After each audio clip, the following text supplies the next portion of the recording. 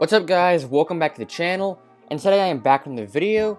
This time I'll be talking about one of the best young stars in the NBA, that being Jayson Tatum. And over the past 2 years, we've seen him take tremendous strides and become one of the premier players in the NBA.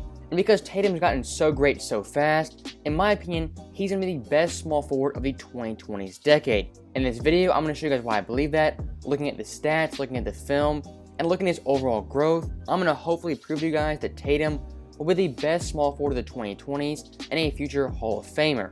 Now before we get into that, if you haven't subscribed to the channel, make sure to do so, and if you could like this video, I'd greatly appreciate it. So with that being said, let's get into the video. So first up, to start this video, let's go back to the 2017 draft. And coming into this draft, Tatum was one of the best prospects in this class. He was a guaranteed lottery player, and most mock drafts had him in the top 7. Now as fate would have it, Tatum will go 3rd overall to the Boston Celtics, behind Lonzo Ball and Markelle Fultz. Now in hindsight, that may look pretty bad, but at this time Tatum, his overall ceiling projection was someone like a Harrison Barnes, a fringe level all-star who can give you 17 a game, but not really a superstar or a great NBA player. Now Tatum through his first 2 seasons definitely showed signs of being better than that, as collectively he averaged 14.8 points per game, 5.5 boards, 1.9 assists, on 46, 40, and 84 splits. But still, we didn't know if Tatum had that next level where he could be a perennial all-star and possibly a superstar. Now, that brings us to the 2020 season, where Tatum would see extreme growth in his overall game. And the one game I always want to pinpoint when talking about this year is that game versus the LA Lakers in LA, where he had 41 points on 60% shooting. And that game right there versus the best team in the NBA and one of the best defensive teams, that right there showed Tatum was a future superstar in my eyes, and that was the first time NBA fans collectively took a step back and really realized this guy could be a perennial all-star and one of the best players in the league. And I truly do believe this game, honoring Kobe Bryant in LA, had a huge impact on Tatum's growth and his overall confidence, as Tatum growing up was a huge Kobe fan. From and what motivates you to continue to work the way you do? It started off, with Kobe. He was my inspiration, to play basketball. He was always my favorite player. I just loved everything about him, and everybody knows Kobe by how hard he worked. I think that's something that always stuck with me. You had a chance to work with him. What was the key messages you took from those meetings? The most important thing I remember he asked me was, how much does it mean to you? How important is it to be the best and to be as great as you can? Are you going to sacrifice being a great boyfriend or a great friend because you got to, work so hard to be the best at what you love to do? Hearing him say that, really stuck with me. And as you guys know, I am also a big Kobe fan, and I think this game for Tatum was so vital in his growth as a player. And I think looking at other NBA legends, they all have one game you look to and say, that's the moment they arrived and they showed people they could be a superstar. And the stats actually back this up pretty well, as before that game Tatum was averaging 22.5 points per game, 7.0 boards, 2.9 assists, on 44, 38, and 81 splits. And after that game, he averaged 26.5 points per game, 6.8 boards, 3.4 assists, on 47, 46, and 79 splits. So he definitely had an uptick in play after that Lakers game, and he carried that momentum into the playoffs. Now the 2020 playoffs for Tatum, I think, are a pretty underrated playoff run historically. This guy was 22 years old, being by far the best player on his team, and in the process, he averaged 25.7 points per game, 10.0 boards, 5.0 assists, on 43, 37, and 81 splits. And out of the entire NBA's history, if you look at players who averaged 25, 10, and 5 while playing a minimum of 15 games in the playoffs, you only have 3 guys. That being LeBron James, Larry Bird, and yes, Jayson Tatum. So the 2020 playoffs also were a big moment for Tatum, and despite not making the finals, he definitely put on a show in that playoff run. Now looking at 2021 at present day, this year Tatum averaged 26.4 points per game, 7.4 boards, 4.3 assists, on 45, 38, and 86 splits. And this year by Tatum was a progression of how he played in the playoffs, and he was the only bright spot for this Boston Celtics team, as Kemba this year was absolutely awful, Marcus Smart was hit or miss, and Jaylen Brown from a health standard had the worst year of his career. So this Boston Celtics team, which I will make another video on, had an absolutely awful year, but Tatum was the one sole bright spot. And if you look at the last 25 games of the season, that includes the play-in tournament and the playoffs, Tatum had a crazy stretch of high-scoring games.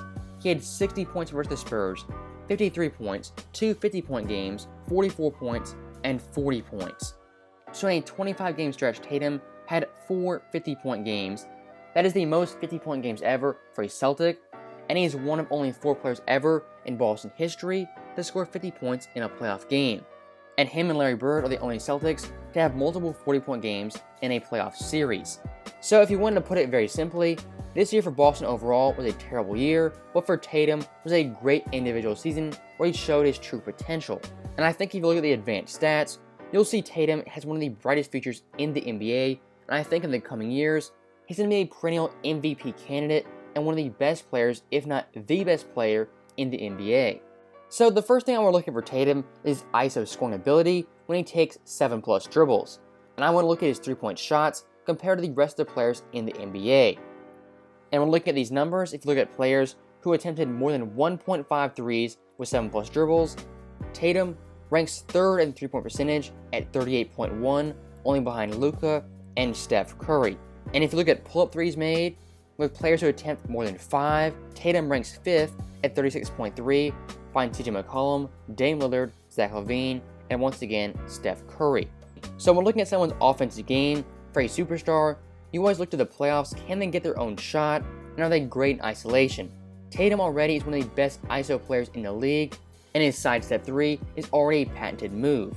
Now, also one thing I want to look at for Tatum that he doesn't get enough credit for is how good he is late in games, looking at clutch scoring and fourth quarter scoring.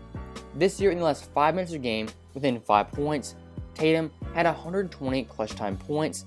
That ranks 6th in the NBA on very good 45, 34, and 88 splits.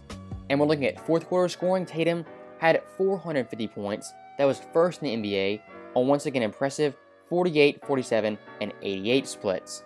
And I don't think people realize how rare it is for a player of Tatum's age to be that deadly in the fourth quarter.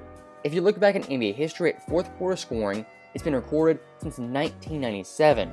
And in that span, you've had 6 players ever 23 years old or younger who led the NBA in fourth quarter scoring. That being Kevin Durant, Paul Pierce, LeBron James, Vince Carter, Jayson Tatum, and once again, LeBron James.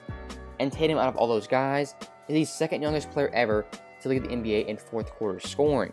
And once again, looking at playoff basketball, one thing you always need from a superstar is that great clutch time ability and that killer mentality. What I can see from Tatum, he's already one of the best fourth quarter players, one of the best money players in the NBA, and in his short career, he already has a handful of game winners and clutch time shots. And I think the biggest thing for his offensive game is taking smart shots, which sometimes can be a problem if he's feeling himself and if he's having a very good shooting night. Now, one thing I want to do for the 2021 season is look at how Tatum stacks up versus some of his other great superstar peers and how they were at 23 years old. And the 3 players I chose were Carmelo Anthony, Paul George, and Kevin Durant. And if you look at their per 100 stat numbers, Tatum is fairly similar to all those players. He's 2nd in points per game, 2nd in rebounds, and 1st in assists. And his overall shooting splits stack up pretty well versus those 3 All-Stars. And I think right now Tatum at 23 years old, he's definitely better than Paul George. I don't think he's better than KD, but I think Carmelo is a pretty good gauge of where Tatum's at. Tatum obviously being a much better defender, which I think could give him the edge versus a 23-year-old Melo. And if I had to look 10 years in the future and project Tatum's career, take into account injuries, motivation, team concept, and his overall basketball journey, I would say when it's all said and done, historically, he's going to be somewhere in between a Carmelo Anthony and a Kevin Durant. I think he'll be closer to the Carmelo end of the spectrum with more of a Paul George-like game, but I think reaching that potential is definitely possible, and if he does, he's going to be a first ballot Hall of Famer and one of the best Celtics of all time. And I think it is pretty crazy right now. We're having a conversation about Tatum being one of the best players in the league, when only 2 years ago, the very popular thing to do was call Tatum overrated and say he wasn't better than Kyle Kuzma, who absolutely sucks. And now 2 years later, Tatum is one of the best players in the league and has the brightest future out of any small forward. And this video right here, I think, proves to you guys why Tatum will be the best small forward of the 2020s, taking into account his offensive arsenal, his clutch time shooting, how he can create his own shot, and how on defense, he can really guard 1 through 4 and is a great lengthy defender. So with all that being said, let me know what you guys think. Will Tatum be one of the best players in the NBA going forward? Will he be the best small forward? And will he be a future Hall of Famer? As always, thank you guys for watching. Hope you enjoyed it. I'll see you guys next time.